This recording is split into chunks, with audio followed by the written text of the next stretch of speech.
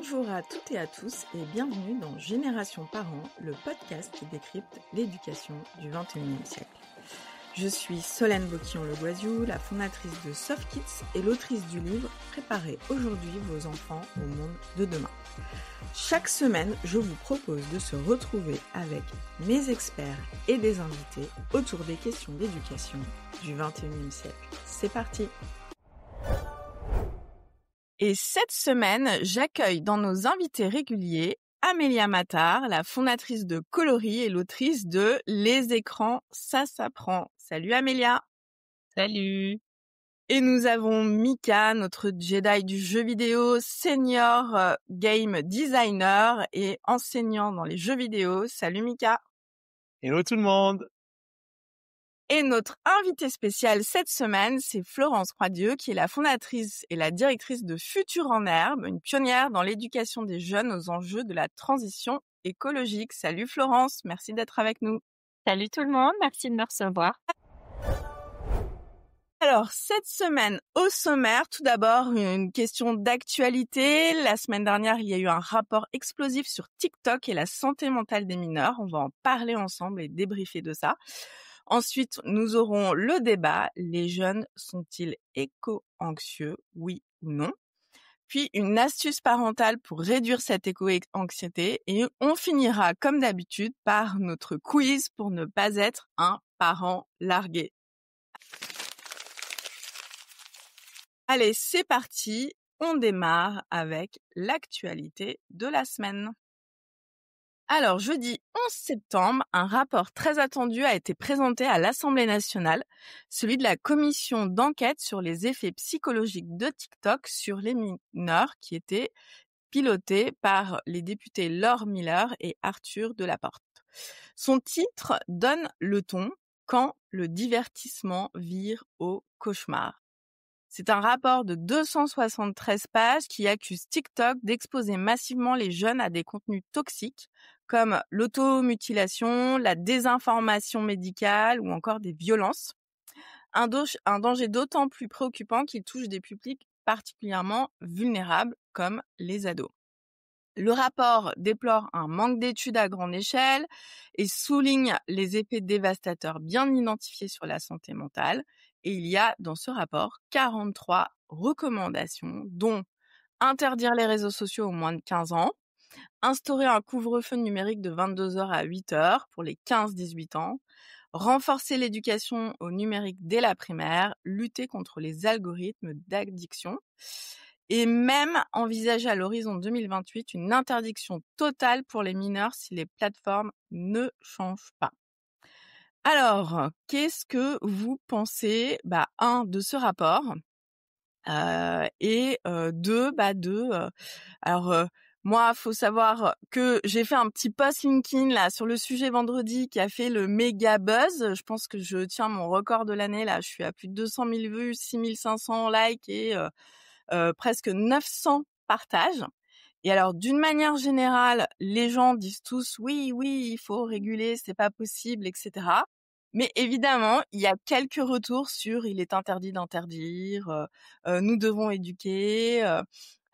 Et donc, je pense qu'il va quand même y avoir pas mal de discussions. Et alors, j'ai été aussi faire un peu de veille sur les réseaux sociaux, enfin les sources d'actualité préférées des ados. Et notamment, on voyait les lycéens qui étaient en mode « Non mais attendez, qui vous êtes, qui le gouvernement est pour me dire si j'ai le droit d'avoir TikTok ou pas sur mon téléphone ?» Donc, je pense que la jeunesse va peut-être aussi avoir des choses à dire sur ce sujet. Alors, peut-être Amélia, toi qui travailles justement sur l'apprentissage du numérique dès le plus jeune âge, est-ce que tu trouves les propositions crédibles? Est-ce que tu penses que ça... Oui, moi aussi j'ai le mien, j'allais en parler. Donc Amélia, elle vient juste de sortir, on fait instant pub, hein, Les écrans, ça s'apprend, un super livre pour tous les parents et les familles, où en fait elle parle justement de tout ça. Donc Amélia, qu'est-ce que tu recommandes sans vouloir spoiler tout ce qu'il y a dans ton livre? Oui, non mais très clairement, globalement, moi je suis plutôt favorable à ce que dit ce rapport, enfin et plutôt en phase avec ce que dit ce rapport. Et c'est vrai que pour avoir une action concrète sur la société, ça passe par plusieurs facteurs, plusieurs leviers. Le premier levier, c'est quand même le levier, législatif et je pense qu'il faut effectivement un message fort et un peu taper, du poing sur la table et je trouve que l'interdiction, ça va dans ce sens-là, parce que, on observe des dérives qui sont, pertinentes et qui sont scandaleuses. Enfin, il faut qu'on agisse et qu'on agisse fort. Donc je trouve que l'interdiction, c'est quand même un message qu'il faut entendre. Mais c'est vrai, et le rapport le dit aussi, il faut aller beaucoup plus dans, une éducation, une sensibilisation, un accompagnement des jeunes déjà, mais aussi des parents. Il y a un besoin aujourd'hui, d'accompagnement à la parentalité numérique qui est énorme. Les parents sont complètement paumés, il y a ce chiffre là, 80 des parents ne savent pas ce que font leurs enfants en ligne. C'est quand même, hallucinant, enfin. On en a parlé un peu la semaine dernière, où je disais qu'il fallait peut-être un petit peu, aller voir, avec regarder avec nos enfants, les influenceurs, qu'est-ce qu'ils regardent, leur fil d'actualité, et c'est vrai que Bah oui. Et alors il y a la question effectivement, de s'intéresser au contenu en tant que tel et donc en tant que parent, de ne pas être juste dans l'interdiction, mais aussi, être dans une forme de pédagogie avec son enfant vis-à-vis de ses contenus TikTok, mais aussi en tant que parent. Et là, je pense qu'il y a vraiment, une énorme marche à monter pour beaucoup de parents. Moi, la première, je la monte tous les jours, c'est celle de l'exemplarité. Et nous aussi, on est, captifs de l'économie de l'attention. Nous aussi, on réagit aux notifications. Alors c'est peut-être pas TikTok, mais les autres réseaux sociaux, et c'est vrai que c'est un rapport TikTok, mais il faut pas oublier que tous les réseaux sociaux, répondent à oui. des logiques, de captation de l'attention qui sont quand même plus ou moins similaires. Et donc, quelle exemplarité nous on endosse en tant que parents? C'est une vraie question et je crois pas que le rapport en parle tellement et je pense pourtant que c'est un point vraiment essentiel. C'est-à-dire que je vois mal le parent dire à son ado, «Non, c'est bon TikTok, on arrête», pendant que lui il est en train de scroller Facebook, quoi. Est-ce que vraiment, c'est crédible? Donc, je pense que cette question d'exemplarité parentale, elle est vraiment, majeure aussi. Ouais, elle est clé.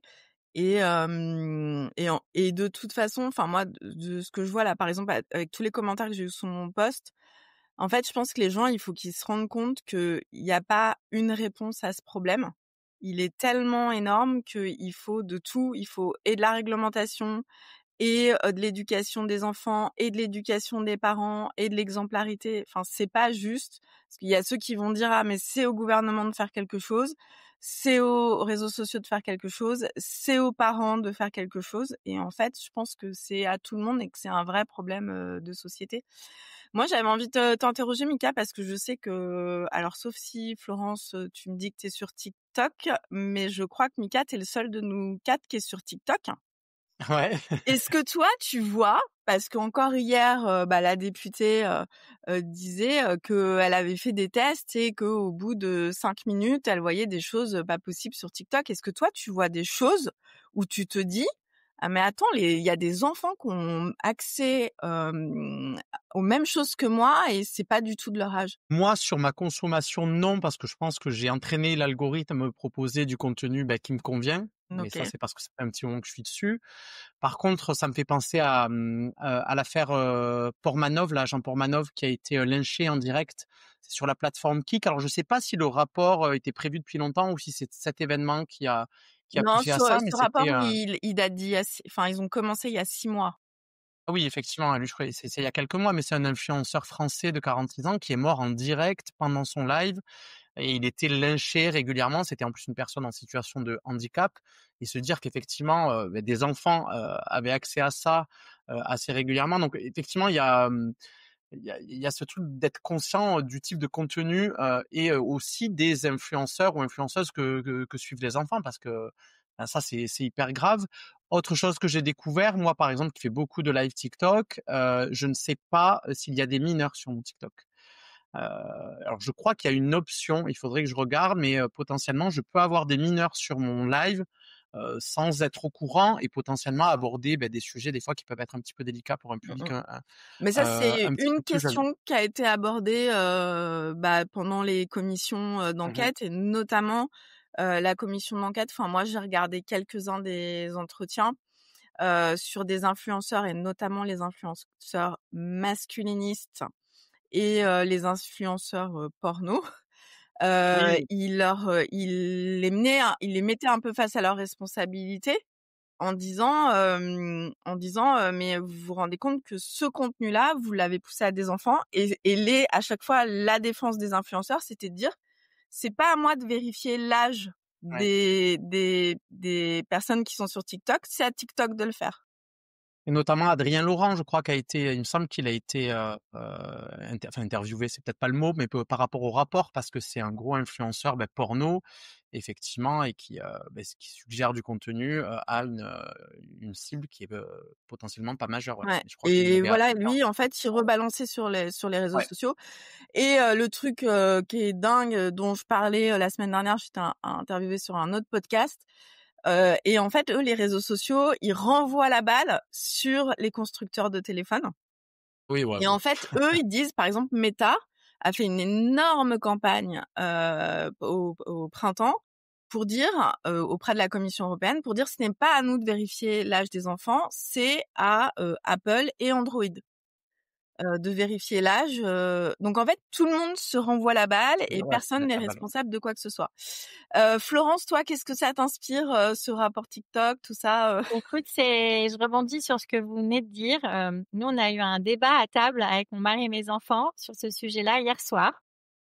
Parce que j'ai mon fils aîné qui a 17 ans, qui lui adore s'informer et alors d'ailleurs, ça pose aussi la question de comment tu t'informes quand tu as 17 ans et quelles sont tes sources et tout. Mais tu vois, donc tous les jours à table, enfin avant de venir à table, il check un peu les infos et il adore amener ça en débat. Et donc hier soir, c'était sur ce rapport et tout de suite, le sujet qui a émergé, c'est, OK, donc on veut interdire ça, on veut poser, ces fondamentaux ou ces règles ou ces âges limites et cetera. Mais concrètement, est-ce que c'est réaliste? Est-ce qu'on peut l'imposer?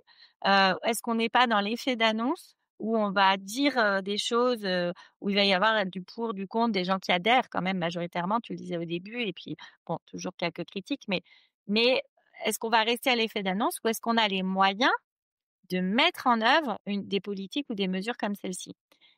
Et donc, c'est posé, tu vois, on a brainstormé là-dessus, et on est arrivé à l'idée que, justement, peut-être l'un des seuls moyens de véritablement, interdire, par exemple, TikTok ou un autre réseau, à telle, tranche d'âge, et bien, c'est de vérifier par une pièce d'identité, l'âge. Ce qui est pas le cas aujourd'hui, hein. Aujourd'hui, tu Mmh. déclares, hein, que tu as tel âge ou tel âge. Si, tu es dans une famille où ça discute et où c'est ouvert, tu vas aller demander à tes parents: «Bon, j'ai pas l'âge, mais est-ce que vous m'autorisez à?» Et puis je pense que dans plein de familles, ça se fait un peu en douce parce que, il y a pas forcément, on n'ose pas forcément quand on est ado, aller demander ces choses-là.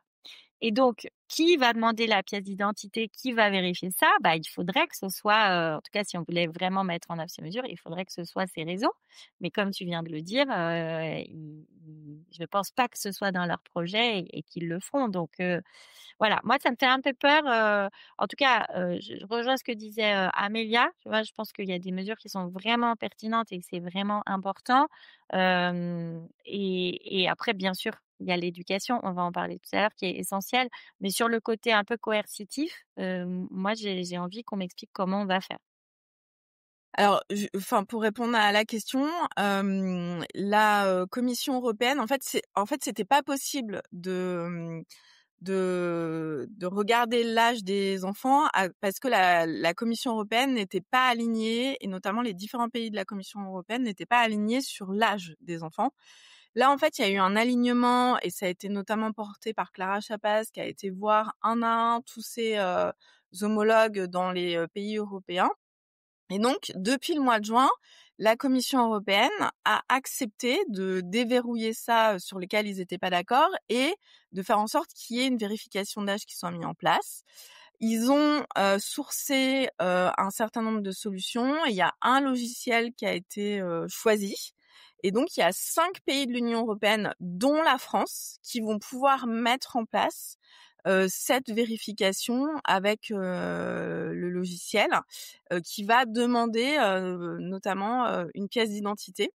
Et donc, il faut encore qu'il y ait des décrets d'application, et cetera, et que ça passe. Donc, il y a mais en fait, il y a un logiciel qui a été choisi, 5 pays qui vont être pilotes pour l'Union européenne, dont la France. Donc, normalement, ça devrait aller très vite.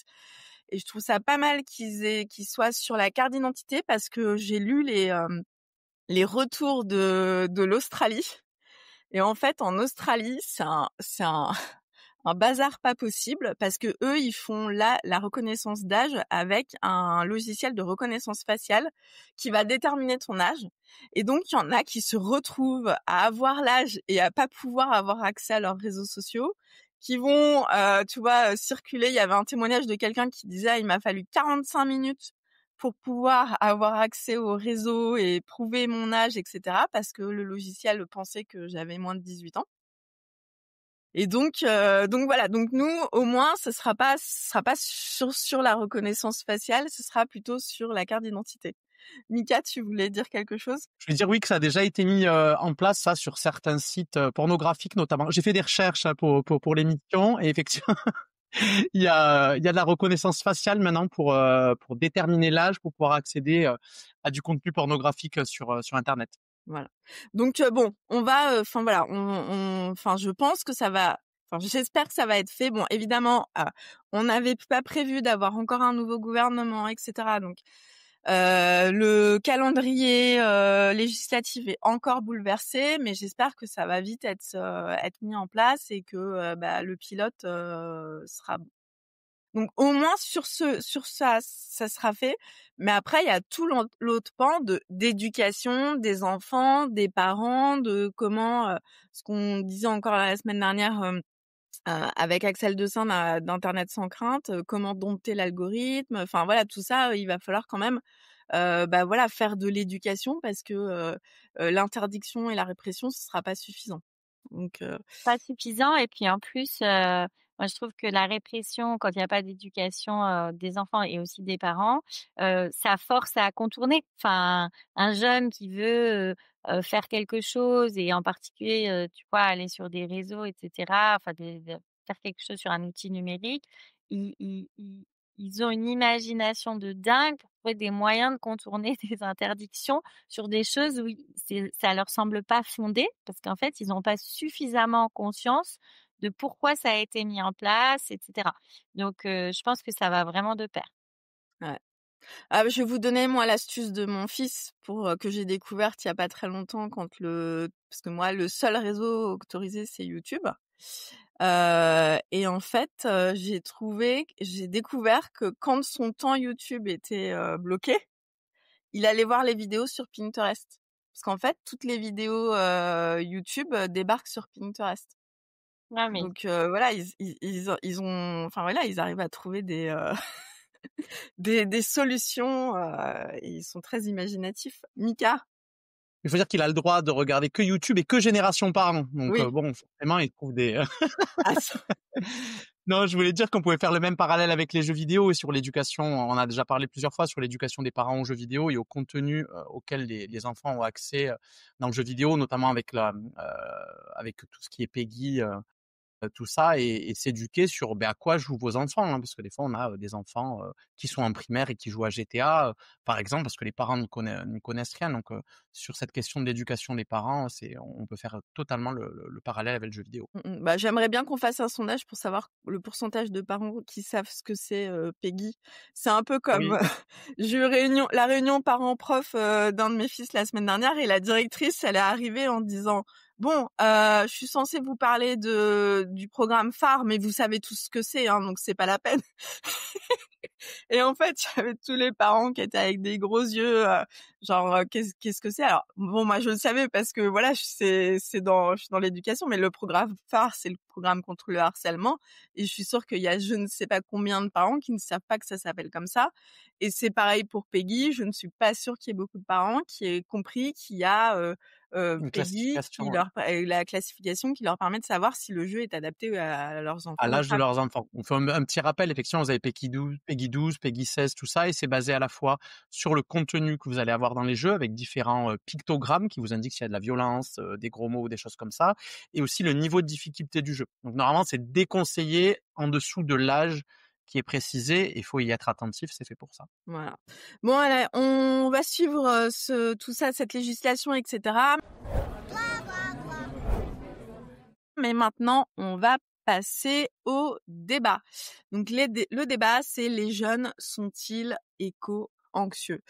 On les accuse parfois d'être individualistes ou souvent d'être trop connectés ou déconnectés du réel, mais lorsqu'on les écoute, un message revient sans cesse, ils veulent sauver la planète. Mais Florence nous dit qu'on ne leur a pas donné le mode d'emploi pour le faire. Les 15-25 ans ont grandi dans un monde déjà abîmé, avec des canicules à répétition, des sécheresses, des incendies, des inondations, rapport du GIEC. Et ils ne savent pas forcément comment est-ce qu'ils peuvent agir. Il y a 79% des jeunes qui déclarent que l'environnement est une priorité dans leur vie. 80% veulent être mieux informés, mais seulement 9% participent activement à une association écologique. Donc on parle aujourd'hui d'une génération à la fois engagée et paralysée qui souffre de plus en plus d'éco-anxiété. Alors comment les aider? Florence, c'est précisément le cœur de ton travail avec Futur en Herbe, rendre accessibles dès l'enfance les grands enjeux écologiques. Est-ce que tu peux nous expliquer en quoi consiste ta démarche et pourquoi l'éducation est selon toi la clé pour sortir de cette paralysie? Merci pour ce petit rappel. Les chiffres que tu as cités, ils sont issus d'une étude que l'ADEME a réalisée en 2023. C'est une très grosse étude qui est très intéressante. Je vous engage à la consulter. Elle est en libre accès. Il y a eu un volet quantitatif, donc qui a permis d'avoir les données que tu as communiquées. Ça a été une étude qui a été faite auprès des 15-25 ans. Ça, c'est important de le comprendre. Et il y a eu une étude Cali qui est allée creuser. Donc les études Cali, c'est plus dans la discussion, dans l'échange avec les jeunes et les parents pour comprendre certains phénomènes. Et en fait, c'est très intéressant. C'est très inquiétant parce que au-delà juste de chiffres où on se dit: «Ah oui, tiens, quand même, il y a plein de jeunes, qui aimeraient être mieux informés, qui ont pas assez d'infos» et cetera. Eh bien, le taux d'éco-anxiété qui a été mesuré dans cette étude, il est de 7,9 sur 10. Voilà, c'est ça encore une autre façon de voir les choses, mais voilà, c'est les jeunes, en majorité, les 15 ans et plus, sont anxieux. Alors qu'aujourd'hui, l'idée, de beaucoup de parents, même d'enseignants, c'est que on fait beaucoup, on en parle beaucoup aux enfants, aux jeunes et donc aujourd'hui, c'est OK. C'est un sujet qu'ils ont compris, avec lequel ils sont à l'aise et «job is done» entre guillemets, voilà. Et d'ailleurs, on a remarqué depuis 2-3 ans là, un recul de l'éducation et de la sensibilisation sur ces sujets. C'était un sujet qui montait en puissance. Nous, quand on a créé Futur en Herbe en 2018, 2019, 2020, on voyait qu'il y avait une prise de conscience, de la mobilisation de détails, il y a plein de choses. Et puis là, depuis 3 ans, c'est comme si c'était fait et qu'on pouvait passer à d'autres sujets, qu'on n'avait plus besoin de s'en préoccuper. Sauf que ce que dit cette étude, c'est que, les effets sont dévastateurs parce que du coup, les jeunes perdent confiance dans les institutions, qui à l'échelle d'une société quand même est un vrai sujet. Voient leur rapport au travail complètement bouleversé. Voilà, les jeunes veulent plus d'un emploi qui a pas de sens, qui sert à rien ou, dans des secteurs qui vont être, ultra polluants. Donc ça va poser aussi des vrais sujets. Hem Et surtout, ce qui est le plus paralysant selon moi, c'est, un sentiment, de fatalisme. C'est-à-dire que les jeunes dans cette étude nous disent: «1, c'est trop tard. En fait, le monde est fichu, c'est trop OK. tard». Hem Et donc c'est dur quoi à 16 ans de di ou à 20 ans de Mmh. penser ça.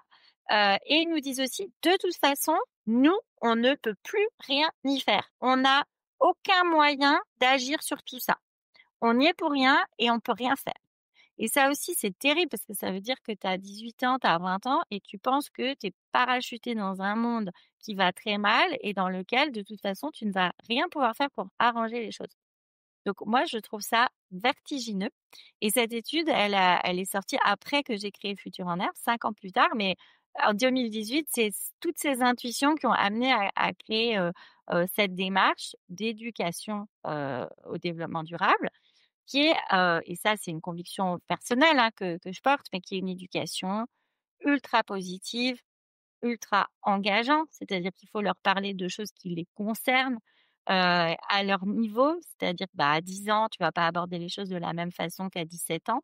Et puis surtout redonner le pouvoir. C'est-à-dire leur montrer par des activités que, En fait, si eux, à leur échelle, ils peuvent déjà faire plein de choses et puis dans leur vie future, ils pourront faire plein de choses et faire plein de choses, ça veut pas forcément dire s'engager dans une asso ou avoir un métier qui va être green, mais ça veut déjà dire être un citoyen qui réfléchit, qui se pose des questions, qui a un esprit critique, qui, développe sa propre opinion, qui est capable de débattre, d'argumenter et peut-être d'aller convaincre d'autres, et cetera, et cetera. Ça veut dire plein de choses et donc nous, on travaille beaucoup, sur, quelque chose que tu connais bien Solène, qui sont les compétences psychosociales, pour que tous ces élèves, en fait, ils développent, une petite boîte à outils, de compétences, d'envie pour changer le monde dans lequel ils grandissent et se dire qu'ils ont un vrai rôle à y jouer pour qu'il soit plus chouette et plus durable. Et alors, est-ce que tu as un exemple à nous donner de ressources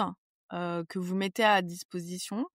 Alors, je sais pas, peut-être que tu veux parler de ce que tu viens de lancer, 1 million d'élèves pour 1 million d'élèves formés sur le numérique durable Ouais. ou Ouais, avec une autre plaisir. ressource? Effectivement, nous historiquement, on a beaucoup de ressources pédagogiques, on a des ressources, qui vont dans les clubs de loisirs, qui vont dans les ateliers du mercredi et cetera. Mais il y a 2 ans, j'ai souhaité qu'on puisse développer des ressources pédagogiques pour les enseignants. Parce que je pense qu'en fait, c'est quand même là que les enfants passent, le plus clair de leur temps, à l'école. Et donc que c'est très important qu'à l'école, en classe, il y ait des activités qui soient faites sur ce sujet-là.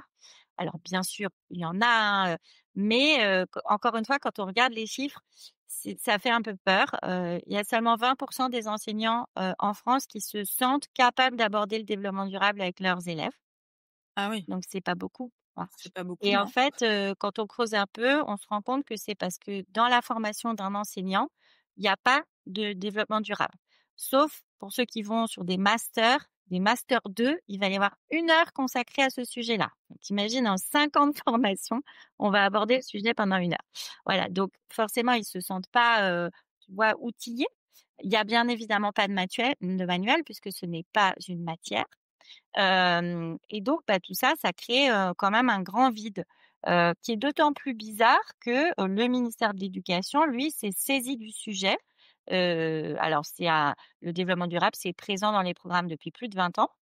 Mais en 2023-2024, le ministère a publié un référentiel, différentes documentations, pour, vraiment se positionner sur, ce qu'il faut que les élèves découvrent, apprennent, explorent, pour tous les cycles. Donc, vraiment, des toutes petites classes, jusqu'au bac. Donc il y a tu vois, une espèce de volonté politique, mais sauf qu'on encore une fois, on donne pas les moyens. Donc il y a des effets d'annonce, mais concrètement, sur le terrain, ça ne se passe pas. Et donc nous, on a édité, l'année dernière, une première ressource et là une deuxième, qui sont des ressources qui s'appellent Mission Impact, et qui ont vocation à permettre aux enseignants, aussi béotiens soient-ils, donc même si vraiment ils n'y connaissent rien du tout et qu'ils ont un peu peur d'aller sur ces sujets, ils peuvent utiliser cette ressource pédagogique. C'est hyper simple à utiliser et faire des activités en classe avec leurs élèves. Il y a des versions pour le CM2, le collège, le lycée et mener des projets en respectant la liberté pédagogique de l'enseignant. Donc certains vont faire un truc ponctuel, d'autres vont faire des projets sur toute l'année, mais ils ont une espèce de socle pédagogique qui a été conçu avec des experts, qui est hyper engageant pour les enfants, pour les jeunes, et qui leur permet, voilà, d'amener ces sujets en classe de façon sécurisante pour eux en tant qu'enseignants et pertinente pour les élèves. Et donc effectivement, j'ai fait le choix, cette année de rendre ces ressources gratuites. Donc c'était la grosse annonce, la semaine dernière. Les ressources Mission Impact Énergie qui étaient, dans l'économie, du numérique éducatif, donc avec des licences annuelles, d'utilisation. Et bien, après 1 an, on avait 70 établissements. Donc c'est bien, hein, parce qu'une ressource qui se lance, souvent elle est dans moins d'établissements. Mais quand on se dit qu'on veut éduquer au développement durable, ça veut dire qu'on doit toucher tous les élèves. Donc 70 établissements, ça va pas du tout. Et donc, on verra si j'ai raison, mais en tout cas, la solution que j'ai trouvée, c'est de rendre ça gratuit pour les établissements. On va aller chercher des financements, des citoyens, des parents, de tous les gens qui pensent que c'est important et puis des grandes entreprises, puis des petites, des moyennes, enfin voilà, du mécénat, du don et on sort la question du financement de l'école, et dans les écoles, la seule condition, ça va être que l'école nomme un ambassadeur mission impact, qui soit un prof qui a envie, de porter un peu ce projet dans son établissement puisque, une fois que une ressource pédagogique est rentrée dans une école, l'enjeu, c'est qu'elle soit utilisée. Et donc, nous, notre retour d'expérience là de 18 mois, c'est qu'il faut quelqu'un qui soit un peu le porte-drapeau, l'ambassadeur, et on va lui donner des petits outils. Là, on a déjà donné, une fiche pour la salle des profs, une fiche pour le CDI, une petite fiche pour les éco-délégués, pour créer une émulation dans les établissements autour du projet. Ouais, parce que l'usage, c'est vraiment le nerf de la guerre. Je mettrai dans le lien d'épisode le lien vers la campagne de financement si vous voulez Merci. participer. Et puis je voulais ajouter de manière très concrète parce que moi, mon fils aîné a été dans les bêta-testeurs et donc j'ai vu un petit peu avec lui. Par exemple, votre enfant, votre préado, votre ado va arriver, il a besoin d'un nouveau téléphone et on va lui demander de faire des choix, il va être dans sa chambre, il va réfléchir à, qu'est-ce que je pourrais faire? Est-ce que je rachète un téléphone reconditionné? Enfin voilà, pour vous dire que c'est vraiment des exemples très concrets de la vie quotidienne et de, comment est-ce que dans ma vie quotidienne, je peux, réduire, mon impact, Ouais, voilà, donc oui. c'est très pratique. Moi, je pense que c'est une clé pour, dans l'approche pédagogique pour que les enfants aient envie de faire ces activités. Alors, c'est en classe, donc de toute façon, on va pas forcément leur demander leur avis, mais ce qui est quand même important, c'est qu'ils adhèrent, qu'ils y prennent plaisir, qu'ils en parlent entre eux, que ça crée quelque chose chez eux et donc ça fonctionne, un peu comme un jeu vidéo, et avec des missions qui sont en lien avec leur vie quotidienne. Donc là, comme on parle aujourd'hui plutôt du numérique, responsable, donc nous, on est sous l'angle de la sobriété numérique, c'est-à-dire quel impact j'ai sur la planète quand j'utilise le numérique en tant que jeune et comment je peux, piloter cet impact? Parce que le discours, c'est pas: «Faut arrêter». Enfin, en tout cas, moi, mon sentiment, c'est qu'il faut vivre avec son temps, puis que les jeunes vont pas arrêter, sauf peut-être certains, d'utiliser le numérique. Mais par contre, c'est informer et leur permettre de se rendre compte que, en se posant des petites questions, en réfléchissant un peu à la question, ils vont pouvoir être beaucoup plus smart dans leur façon d'utiliser les choses et concilier leurs usages et leurs envies de jeunes avec le fait d'avoir beaucoup moins d'impact sur la planète. Et donc effectivement, les missions, c'est les 4 missions là qu'on vient de sortir, les 4 jeux, c'est, s'équiper parce que c'est, aujourd'hui, l'impact environnemental du numérique, il est, sur ce sujet-là, hein, c'est principalement ça. Hem, Se divertir, donc les jeux vidéo en ligne, le streaming et cetera. Communiquer, donc les réseaux sociaux, on en parlait tout à l'heure et puis les mails et tout ça, chez les jeunes, c'est principalement les réseaux sociaux et la dernière mission, c'est utiliser l'IA. Donc ça colle vraiment à ce qu'ils font, et à chaque fois, ils partent dans un parcours où ils vont découvrir plein de choses, plein d'astuces. Ils vont aussi se questionner, ils vont débattre, ils vont devoir, réfléchir à des solutions, et petit à petit comme ça, avancer dans, le fait d'acquérir, les capacités, de choisir finalement et de faire à leur manière. Mika, tu as une question pour Florence?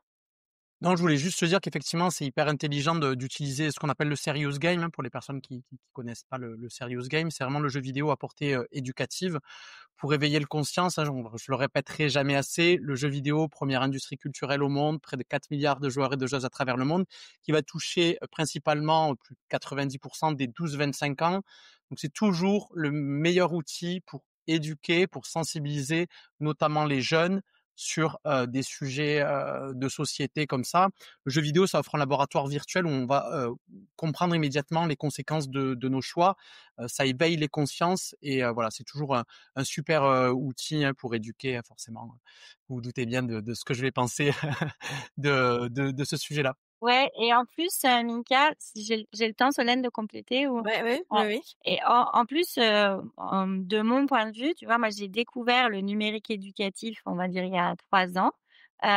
C'est-à-dire le fait que dans les établissements scolaires, aux côtés des manuels, il y a vraiment on connaît tous, voilà, l'ENT, hein, enfin tous les parents, c'est-à-dire, là où on va chercher, le devoir, les mots d'absence et cetera. Aujourd'hui, ça se fait, très, très majoritairement en ligne, en tout cas, dès le collège, dans le primaire, ça dépend encore.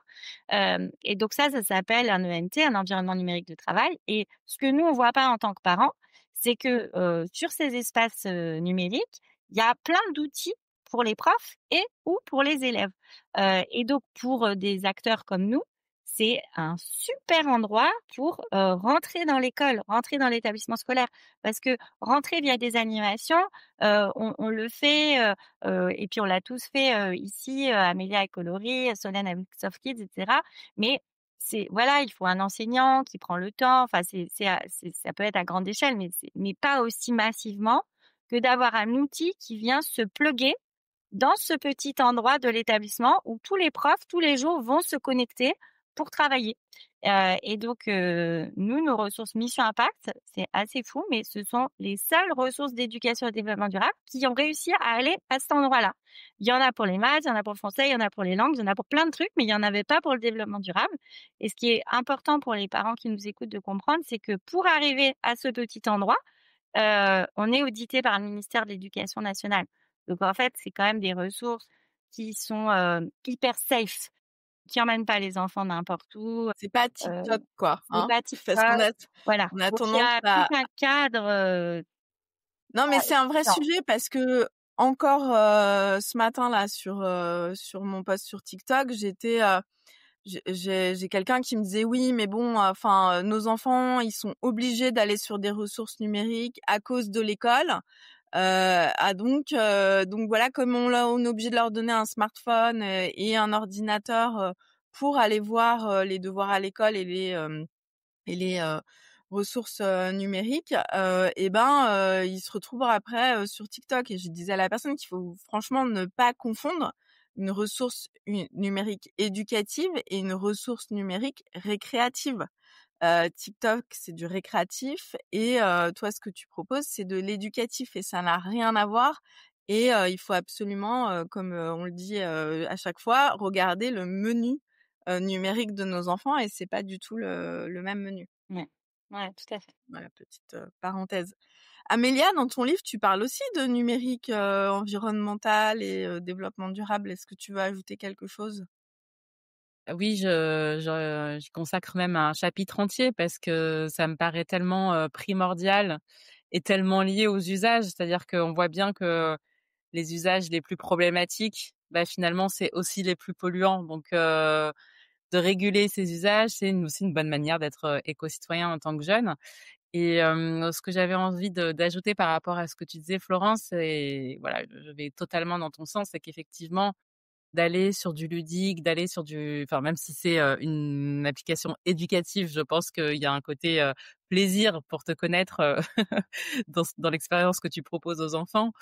Et je pense que c'est vraiment un bon moyen aussi, un bon levier à utiliser, pour essayer de sensibiliser, essayer de mobiliser, les jeunes et leur redonner le sentiment, d'action sur ces sujets.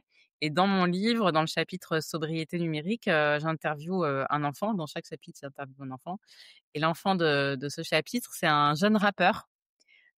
Alors, à l'époque, il a commencé, il avait 9 ans, mais maintenant il doit avoir, 11 ou 12 ans et il rappe sur le climat.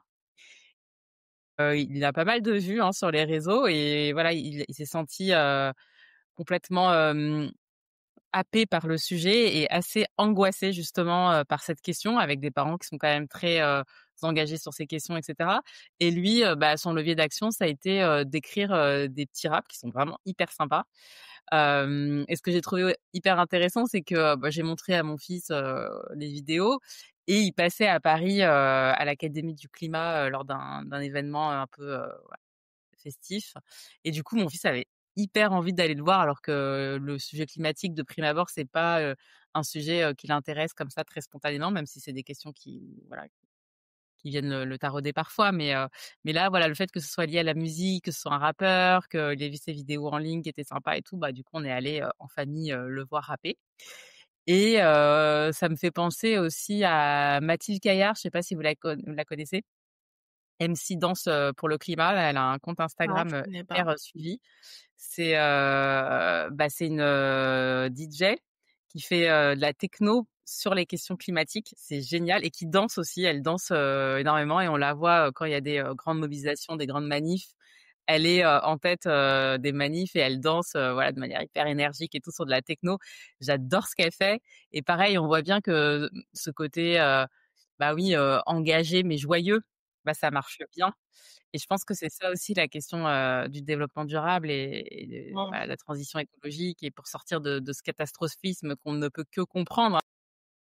C'est vrai que des fois c'est décourageant, mais de se dire qu'on peut réinventer des récits, c'est intéressant et d'utiliser les arts pour ça, ça me paraît, être un des meilleurs leviers, quoi.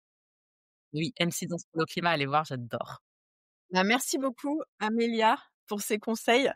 Bon, bah, ce qui ressort, de cette discussion, c'est que bon, bah, même si, les enfants ont un petit peu le moral, dans les chaussettes, par rapport à cette question du climat, mais j'ai envie de dire les adultes aussi, hein, bah, il y a des solutions, il y a des moyens d'agir. Ils ont juste besoin, bah, d'avoir, un cadre clair, d'avoir de l'éducation sur le sujet et de l'espace pour le faire.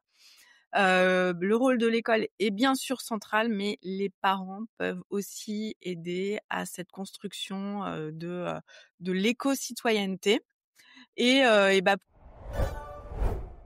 vous êtes parent d'un enfant entre 6 et 15 ans, actif, débordé et vous voulez un quotidien beaucoup plus calme. En 6 semaines, avec ma formation Être parent au XXIe siècle, je vous aide à fluidifier le quotidien familial, gérer les écrans avec sérénité, accompagner les devoirs sans drame et répartir la charge mentale en famille. Tout ça en développant les compétences humaines de vos enfants. Des vidéos courtes, des outils pratiques, un soutien pour vous au quotidien. La formation est adaptée à votre rythme, elle est conçue pour les parents actifs. Alors rejoignez la Soft Kids Academy et faites la formation Être parent au XXIe siècle. Toutes les infos sont en commentaire de cet épisode. Pour voir comment est-ce qu'on peut être un citoyen écolo, on va passer à la rubrique questions de parents avec un parent qui nous dit que bah, il aimerait bien que, enfin, son enfant a envie de s'engager dans des actions écologiques, mais il a 12 ans et donc il ne sait pas trop vers quoi aller et que faire. Alors est-ce qu'on a nous des idées à transmettre pour s'engager alors qu'on n'a que 12 ans dans l'écologie? Est-ce que vous avez des Amélia, t'as des Je choses? crois que c'est ce week-end, si c'est pas ce week-end, tu coupes. Mais ce week-end, Donc je crois il qu'il y a le reste World Cleanup Day ouais. et la journée internationale de nettoyage de la planète et moi je l'avais faite et d'ailleurs je me suis dit en voyant passer la pub que je reproposerais bien cette année, mais je l'avais faite à l'époque avec mon fils quand il avait 5 ans avec tous ses copains. C'était incroyable, ils étaient à fond. On avait nettoyé le bois, le bois qui est à côté de chez nous. Voilà, on avait regardé en ligne parce que tout est cadré. Ils expliquent comment il faut faire, comment, faire aussi pour pas se mettre en danger parce qu'il peut y avoir des déchets qui sont quand même très nocifs, surtout pour les petits. Donc on avait des gants et cetera. On avait des pinces pour attraper les déchets et tout et ça a duré des heures et ils étaient hyper heureux de pouvoir faire ça et il me semble que c'est ce week-end. En fait, à Ouais, généralement, c'est partir en du septembre. 18, là, démarre, la semaine, du développement durable qui s'appelle la semaine, mais qui dans plein de villes va durer, plus d'une semaine. Donc il y a, à peu près toutes les communes affichent un calendrier autour de ça, d'actions. C'est un bon moment pour aller rencontrer, des acteurs du territoire, je sais pas où ce parent habite, mais voilà, en tout cas pour tous les parents qui écoutent, il y a forcément des actions autour de chez vous et donc c'est un super moment pour, aller leur parler, aux associations, aux bénévoles et cetera et peut-être identifier, des choses, très concrètes qu'on peut faire, quand on a 12 ans et puis aussi un autre rôle, c'est qu'aujourd'hui dans les écoles et je suis sûre que cet enfant, là dans son école, il y a des éco-délégués et donc à 12 ans, on peut, c'est le moment là, il va y avoir des élections pour les délégués et les éco-délégués. Donc devenir un éco-délégué, c'est super chouette, parce que, du coup, on a la casquette, qui fait qu'on est, légitime à proposer plein de choses dans son établissement et on peut être entendu des enseignants et de la direction, en tant qu'éco-délégué et donc on peut venir proposer, des ressources comme Mission Impact, mais plein d'autres projets, faire venir des associations qu'il aura rencontrées, il ou elle aura c'est un petit garçon, une petite fille? C'est Une petite fille. une petite fille qu'elle aura rencontrée, tu vois, pendant la semaine du développement durable. Donc vraiment, j'encourage, quand on a envie de s'engager, à prendre ce rôle d'éco-délégué, à avoir se faire élire. C'est la première fois qu'on veut se faire élire et puis avoir cet engagement, c'est une super belle façon, d'agir. J'ai découvert ça en préparant l'émission. Donc, en fait, les éco-délégués, ça date de 2020 C'est une obligation, hein. et c'est dans chaque collège et lycée qui mènent des projets pour l'environnement. Donc, si on n'a pas d'infos, faut demander au CPE ou au professeur principal. Et en fait, on peut faire des potagers scolaires, des journées sans plastique, du compost, du tri des déchets. Donc, il y a plein de choses qui sont mises en place et c'est une belle façon de s'engager à l'école sans attendre d'être adulte. Eh ben, merci beaucoup pour ces conseils.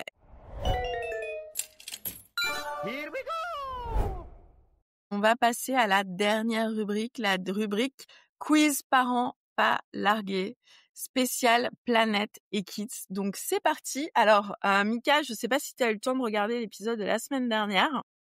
Non. Mais en fait, la semaine dernière, j'ai annoncé que cette année, j'allais compter les points et comptabiliser les points de l'ensemble des chroniqueurs de Génération Parents.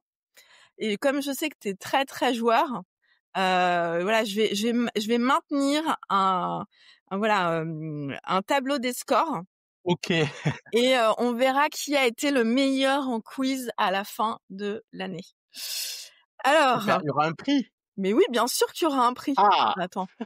Attends, c'est pas sûr que ce soit toi qui gagne, hein.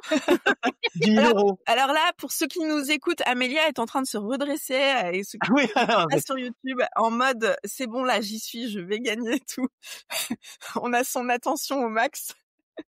mon avis sur le sujet d'aujourd'hui, je vais pas être le meilleur. Donc allez, on est parti avec des questions sur l'écologie et l'engagement des enfants. Allez, question 1. À partir de quel âge un enfant peut-il devenir éco-délégué dans un collège en France? 10 ans, 12 ans, 15 ans? Si tu es élève de 6e et que tu as 10 ans, que tu te présentes, tu es élu. C'est bon, c'est 10 ans. C'est 10 ans. Donc c'est Florence qui a le point. Question de quel pourcentage de 15-25 ans déclare que l'environnement est une priorité dans leur vie? 49%, 65% ou 79%? 79? 79. Ouais, 45. de l'ADEME. C'est une source de l'ADEME baromètre 2023. Tu l'as dit en intro, Pourtant, qu'on ils a sont parlé. 9% à y participer activement. Allez, Florence, elle a 2 points. Question 3, question pour Mika. Quel jeu vidéo invite les joueurs à reconstruire un écosystème sur une planète polluée? A. Fortnite, B. Terranil, C. Animal Crossing. Terranil. Oui, c'est ça, c'est Terranil. Vous l'avez dit en même temps, hein. Je sais pas à qui je vais donner le point. Hein. Et moi, j'ai Donc, fait style d'hésiter, en fait. Il y a Donc gentleman. ce jeu a été salué pour son game design régénératif. Il ne s'agit pas de construire, mais de réparer la nature. Une entrée idéale pour parler d'écologie avec les ados. Question 4. Combien de kilos de déchets produit en moyenne un élève par an? 5 kilos, 15 kilos, 30 kilos. 15. Ouais, 30, c'est Florence qui a raison. 70% de ces déchets sont des restes de repas ou d'emballage à la cantine, d'où l'intérêt du compost, du tri et de la lutte contre le gaspillage à la cantine. Et heureusement, il y a de plus en plus d'établissements qui se saisissent du sujet avec plein de solutions pour ça, mais ouais, c'est vertigineux là encore. Ouais. Question 5. Quel dispositif permet à des enfants dès 11 ans de créer leur propre association citoyenne? A. Le service civique. B. Les scouts. C. La junior association. La junior association. Oui. Il y a plus de 60 000 jeunes qui sont engagés dans la junior association depuis 98. Et par rapport à ta question, j'avais plus le nom de junior association, mais j'avais ça aussi comme réponse à proposer. Mais bon, c'est beaucoup plus lourd que d'être éco-délégué, mais même à 12 ans, tu peux créer une asso. Ouais. Alors, question 6. Vrai ou faux? L'éco-anxiété touche principalement les adultes. Faux. Faux, effectivement. En fait, 67% des 16-25 ans se disent très anxieux face à la crise climatique et 45% disent que ça affecte leur vie quotidienne. Et c'est une étude qui a été faite sur 10 000 jeunes dans 10 pays. Alors, question 7. Quel aliment consomme le plus d'eau pour être produit? 1 kilo de pommes, 1 kilo de riz, 1 kilo de bœuf. Bœuf. 1 kilo de bœuf. Ah. Ouais. 15 000 litres d'eau pour faire 1 kilo de bœuf. Une pomme, c'est 70 litres. Donc, vous voyez, la différence, elle est énorme.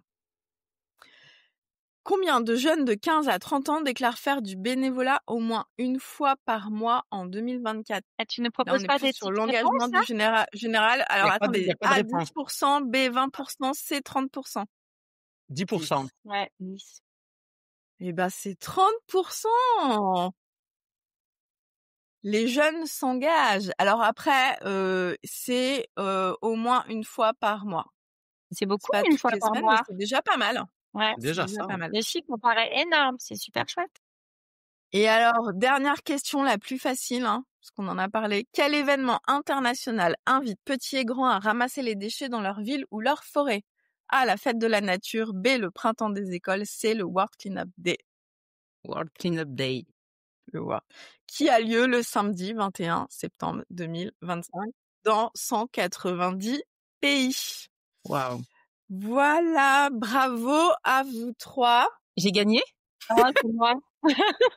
Non, c'est Florence qui a gagné. C'est Florence qui a gagné. Ah, mais Mais c'est on bien parce que moi, je comptabilise, suis bravo invitée, Florence. ça, c'est tu super. pourras gagner la semaine prochaine. Bah oui. Oui. Ces Bravo. invités sont pas comptés dans le tableau des scores. Bah Ouais, non. ouais. Non, non. Peut-être qu'on Allez, va pouvoir bravo. donner aux invités le pouvoir de donner leurs points. Ah, Oh, tu c'est me vrai. rajoutes des règles dans les règles, Florence. Après, je vais avoir les chroniqueurs qui vont soudoyer les invités, etc. J'allais dire, je t'appelle après, Florence. Bon, allez, voilà qui conclut cet épisode de Génération Parents. Merci à nos invités, Florence, Mika, Amélia, pour cette discussion riche et inspirante. J'espère que vous repartez avec plein d'idées pour accompagner vos enfants. Si vous avez aimé cet épisode de Génération Parents, n'oubliez pas de vous abonner sur les plateformes de podcast ou sur YouTube et de nous laisser un commentaire. Ça nous aide beaucoup pour le référencement. Merci.